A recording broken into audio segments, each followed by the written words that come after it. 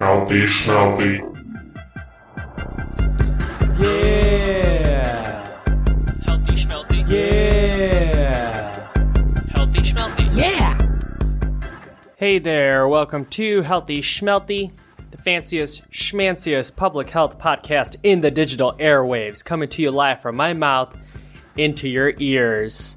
I'm Rishi B, and this episode is a brief look into dementia, what it is, associated factors, and some things that can help prevent it. This is the first in what will be a long series of behavioral health episodes.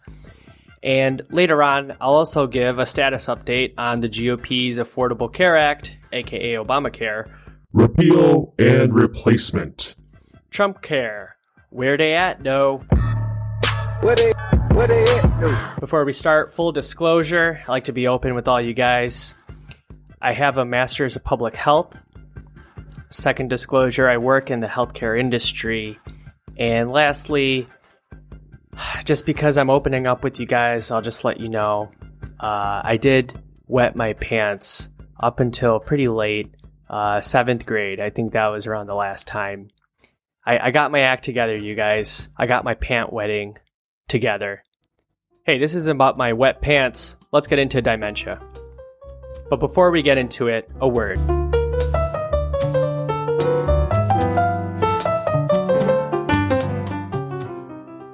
Diseases like dementia reduce a person to a husk of the person they once were.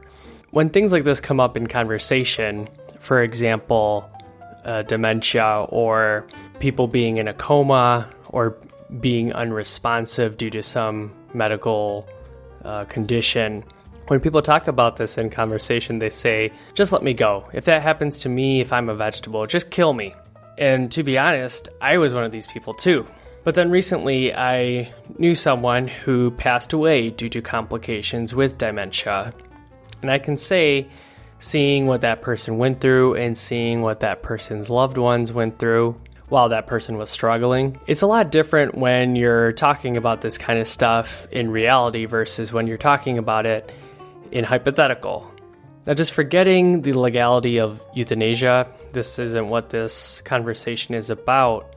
You know, even though a person is now a husk of what they once were, you know, if it's your grandfather, grandmother, sibling, whoever, parent, who's going through these kind of medical conditions, even though they're a husk of who they were, that person is still your loved one. You have some shared memories with that person, even if they can no longer remember them or act upon you telling them about those memories. So when we're talking about what we want done for ourselves, what we want done for our loved ones, I think it's important for everyone to understand what diseases like dementia do and what it feels like to have it. And conversely, for people who are going through the disease, I think it's also very important that they understand what impact caretaking or caring for a person who has this kind of disease, what that person is going through as well. Information is power.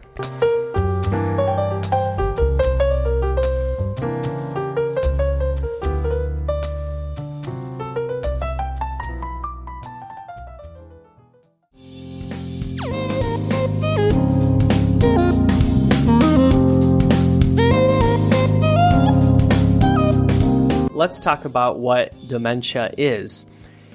Before I started doing the research for this episode, you know, just to be real with you guys, I was just like, man, you know, dementia, Alzheimer's, not remembering things, that would be a great way to get out of arguments with the old lady. Am I right?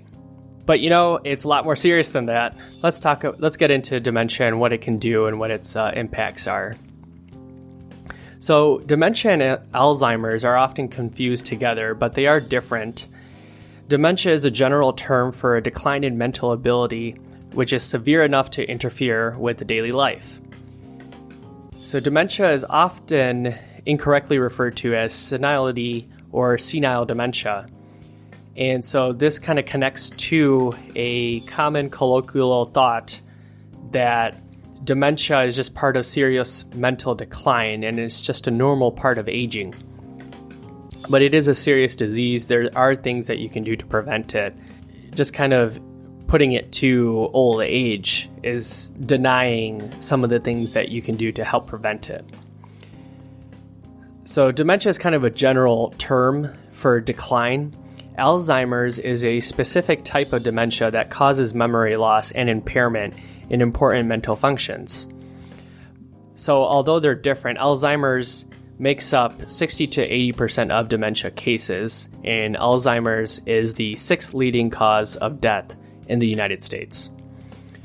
So there are other types of dementia, which include vascular dementia, mixed dementia, something called frontotemporal lobar degeneration, acronymed as FTLD, and Lewy body dementia. Lewy is Lewy. So vascular dementia is considered the second most common form of dementia after Alzheimer's, and it usually results from injuries to vessels supplying blood to the brain, often after a stroke or a series of strokes. And actually, recent research has found that traumatic things that happen to a person's head or brain, any trauma that comes around the brain that would impact it, that's actually a serious thing that can lead to dementia-type diseases. In some cases, so there are different kinds of dementia, but in some cases it's not known what type of dementia someone has, or if it's not a specific named disease at all. So the causes of dementia are not always known. Some older people may be developing age-associated memory impairment, which is completely different from dementia. And actually, a study from Rutgers University estimated that roughly 4% of Americans between the ages of 65 and 74 have Alzheimer's, with the percentage raising steady. The same research estimates that roughly 50% of all Americans over 85 suffer with Alzheimer's, and that more than half of all dementia cases are misdiagnosed, and they are actually Alzheimer's. So this is something, when you research the subject, this is something that comes up a lot. There's still a lot of unknown with dementia and just in general behavioral health, which is part of the reason why I wanted to do these episodes on dementia and particularly focus on behavioral health. So in the news was the death of Robin Williams. The hospital will cover all of your bills. Any other questions? Patients are opening up to me, Corinne. They're sharing their dreams, their fantasies. They don't concentrate on the pain. And so his death was attributed to Parkinson's at first. But later, an autopsy found he was suffering from what's called Lewy body dementia. Lewy body dementia involves misfolded protein deposits in the brain, which are referred to as Lewy bodies. But similar deposits in the brain are also found with Parkinson's disease. This is something that you'll read a lot about if you research behavioral health, that things are kind of attributed to bipolar disorder, but they're not actually bipolar disorder. And in this case, things are attributed to dementia or Alzheimer's, and they're misdiagnosed.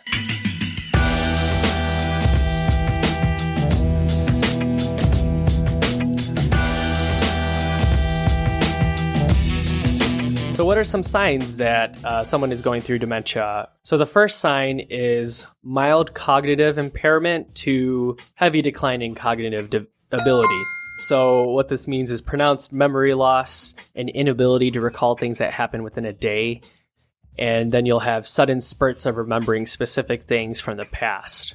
Cognitive impairment could be as simple as an inability to reason, or a more drastic decline in cognitive functions, such as thinking, learning, reading, retaining information, problem solving, language and speech. Clinical researchers at the New York University School of Medicine point out that not all individuals experience the same rate of cognitive decline. For instance, many in the early stages of dementia show no memory loss or decrease in decision-making abilities. Once again, there's a lot of unknown. There's a lot to be researched with dementia. So misdiagnoses or lack of a diagnosis does happen. The second sign of dementia is declining motor function. So you lose the physical ability to perform routine tasks, i.e. go to the washroom, drive to your grocery store, operate the stove, things like that. And eventually you'll need 24-hour care for your own safety. Third sign is disorientation. For instance, an individual with Alzheimer's suffers death of the nerve cells very gradually, even over a period of years, which causes them to struggle with thinking, decision-making, memory. And so that makes it very confusing and scary for them, and often causes them to withdraw from normal day-to-day life. So I think compassion is a big thing here, just being able to put your shoes in someone who's struggling with this, and not just reverting to anger or frustration with someone who's going through this disorientation, because they're helpless and scared too. Another sign of dementia is behavioral changes. For example, someone becoming cranky when they're always easygoing, or vice versa, becoming very happy when they've always been a little grumpy, or just being inappropriate in public. These are signs that can signify the onset of dementia. Many families who have a relative with Alzheimer's actually almost always admit that the behavioral and psychiatric changes are the most challenging and disturbing aspect of the disease. Paranoia is another sign of dementia. Behavior that's characterized as paranoia and suspicious, particularly of others in cases where the patient has the aid of a caregiver, may spur from feelings that they are losing control. As a caregiver or a relative, these accusations can be extremely hurtful, which is why it's vital to keep in mind that the disease is causing this action. It's not the person themselves, trying to be paranoid or being mistrustful.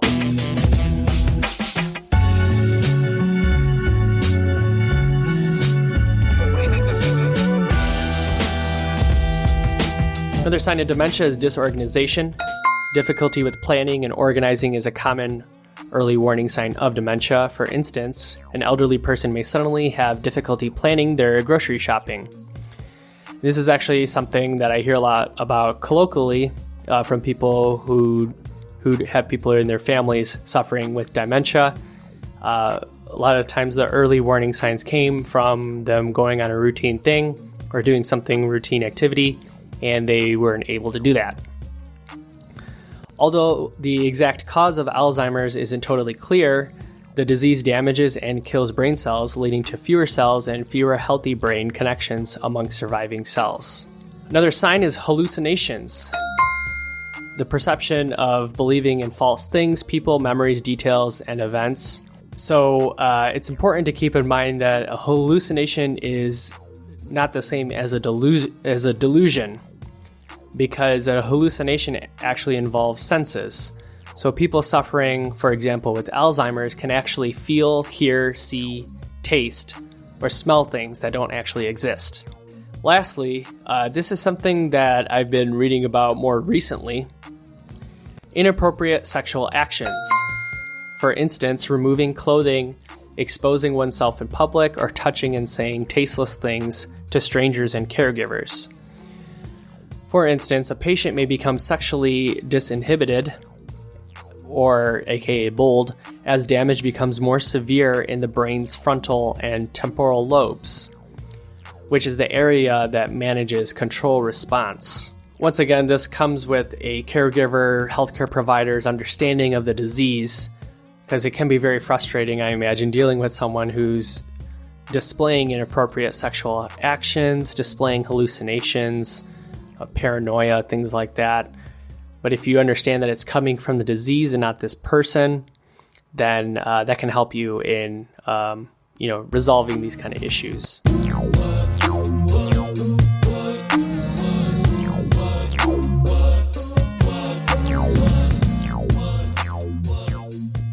Two of the most common risk factors for Alzheimer's and dementia are age and genetics. In Alzheimer's, most individuals with it are 65 or older, and it's important to note that those who have a parent or sibling with Alzheimer's are more likely to develop it. The 7 main risk factors for dementia and associated diseases are diabetes, hypertension, obesity, physical inactivity, depression, smoking, and low educational attainment. So who knew be cool, stay in school was actually good for your health? Gotta get an education, gotta go to school. You gotta get it all together if you wanna make it pay. Gotta stay in school till graduation day. So be cool, stay in school. So hopefully everyone listening to this follow that very healthy Schmelthy phrase. So while most changes in the brain that cause dementia are permanent and worsen over time, thinking and memory problems associated with the following conditions may improve. And these conditions are medication side effects, excess use of alcohol, thyroid problems, vitamin deficiencies, physical inactivity associated with diabetes, hypertension, obesity. So if you address those early on, that can actually help you in preventing dementia. The really important thing to keep in mind is just staying healthy can actually help a lot, because really a cause for dementia and its associated diseases have not been found yet. There's no real specific cause and there's no real specific cure. So exercise has been shown to increase blood flow and help connections between neurons, which is important with cognitive functioning. Cardiovascular conditions are very important. Your brain is nourished by one of your body's richest networks of blood vessels. So anything that damages blood vessels anywhere in your body can damage blood vessels in your brain, depriving brain cells of vital food and oxygen. You can help protect your brain with some of the following strategies that protect your heart. Don't smoke. Take steps to keep your blood pressure, cholesterol, and blood sugar within the recommended limits, and maintain a healthy weight. So all this about blood vessels and exercise and all that kind of stuff, this is the newest frontier in approaching dementia. And so the newest approach now is promoting good behaviors. Hey, public health. So these good behaviors include diet, exercise, and cognitive exercises, little brain games. And so the site that I pulled a lot of this information from noted that the path to effective new treatments for dementia is through increasing research funding and increasing participation in clinical studies. So right now, volunteers are urgently needed to participate in more than 180 actively enrolling clinical studies and trials about Alzheimer's and related dementias. So if this is something important to you, then I highly recommend that you enroll in these studies, and I'll put show notes. I'll include in the show notes a link to how you can enroll in these studies.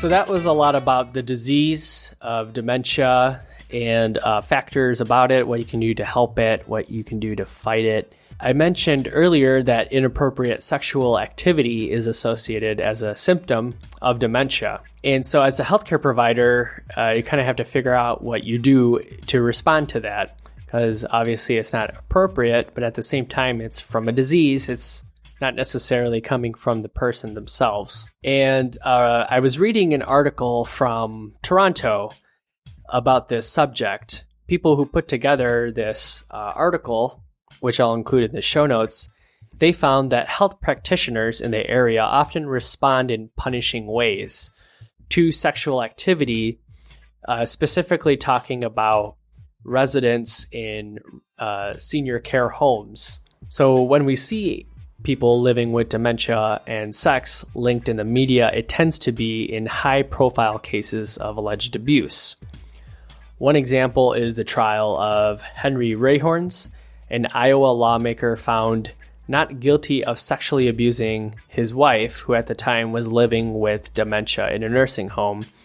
And another example of when dementia and sex was in the media was a series of sexual assaults in nursing homes in Ontario, and there was an investigation looking into that. So obviously, abuses and negatives tend to be the outliers that media focuses on. But, what are the rights of people with dementia? So the sexuality is something that needs to be addressed, because the sexualities of people living with dementia are considered troubling. As noted earlier, one of the best ways that we can prevent dementia is living a healthy lifestyle. And like it or not, sex is part of a healthy lifestyle.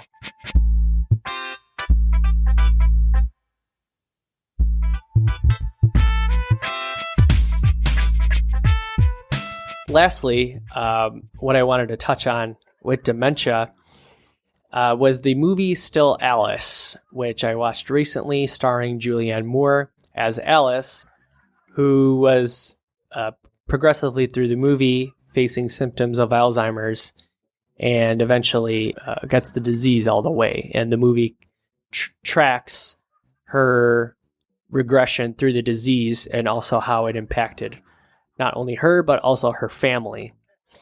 And so before I watched the movie, and really before I started putting the research together for this episode, I hadn't really considered just how the disease impacts other people, in particular, the weight that it puts on both the person experiencing dementia and their family members, because genetics is a role in how likely you are to have dementia. So that can put a lot of weight on a person who has it, and can also put a lot of weight on that person's family members. You know, there are tests that you can do, and actually they talked a little bit about this test in the movie Still Alice.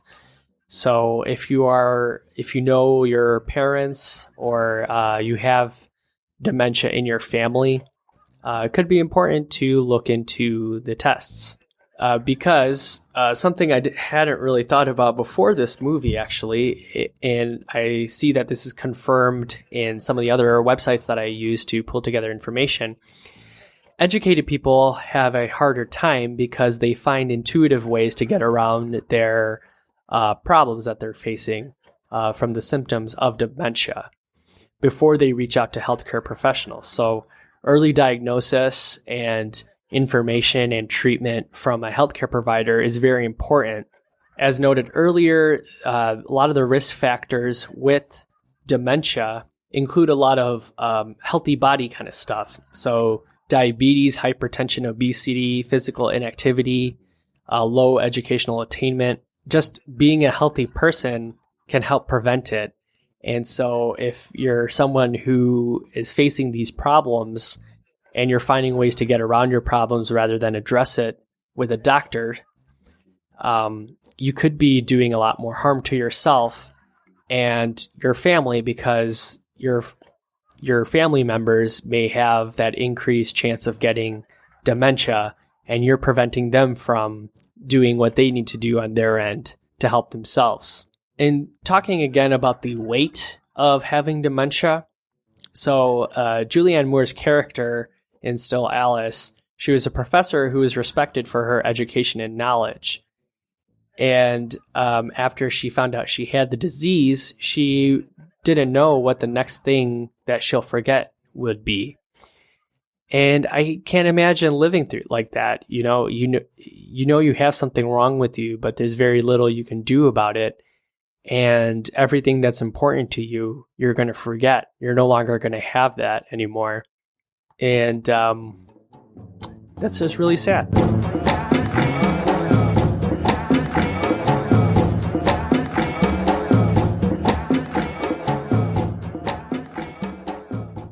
All right, before we go, I just wanted to give an update on the Better Care Reconciliation Act, aka Obamacare Repeal and Replacement, aka Trumpcare. What's the status of the bill? What's going on with it? Or as T.I. would say, where they at, Doe? Where they at, Doe? Where they at, Doe? Where they at, Doe? All right, so as of Sunday, July 9th, Senate Republicans are struggling to put together the bill. And there's a couple factors here.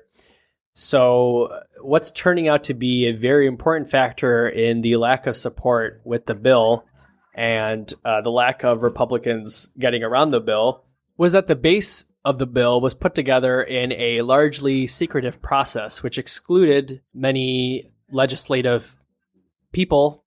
In particular, it excluded many Republicans. So many of them feel disengaged from the bill and do not feel really the energy or the need to get behind it.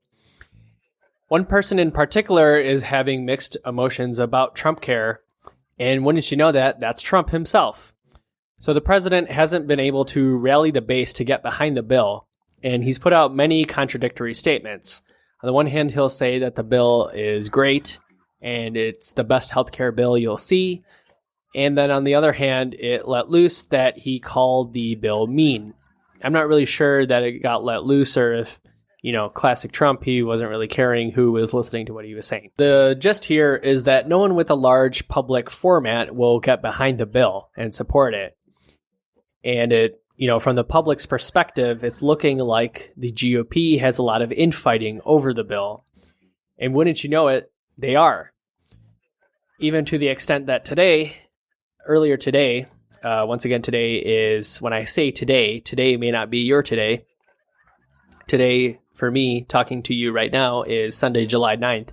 So earlier today, Senators John McCain and Bill Cassidy from Arizona and Louisiana, respectively, both said the Trumpcare bill is dead. Strong words. According to the Business Insider, Trumpcare has 17% support from U.S. voters. That's a pretty stark number, considering that Trump's base, the Trump cult, is associated as being roughly 30% of America. Many governors are pushing their state senators to change or kill the bill. For example, Nevada Governor Brian Sandoval is pushing the Nevada senator, who I believe is named Dean Heller, to kill the bill or change it to something that's a little bit more positive. So Brian Sandoval, in a public statement, cited the rolling back of Medicaid subsidies as a big problem for him in supporting the bill. He needs something better than just rolling back the Medicaid subsidies. He needs some money, man. Show me the money. Other governors, including John Kasich, cite the bill not doing enough for drug rehabilitation. Mitch McConnell, in response to this, actually, has a proposal out there to include $45 billion over 10 years for drug abuse. Mitch McConnell hopes to reconcile the Better Care Reconciliation Act to a vote within 2 weeks. Reconciling the lots of reconciling. It's important to note that Mitch McConnell can only afford 2 defectors to get the bill through, and he has stated that if the bill doesn't pan out, he will try negotiating with Democrats to shore up insurance markets. So that's essentially where the bill is at right now. And if you look into the bill and some of the press about healthcare in general, you'll see that many GOP and many legislation, Congress and Senate, a lot of them are looking past this Trumpcare bill proposal. Basically, they're looking to see what they can do if the bill doesn't pass. Let's see what we can do to help the healthcare market beyond the bill. That's the status update. That's where Dey At Doe. I want to thank everyone very much for listening, and that's a wrap.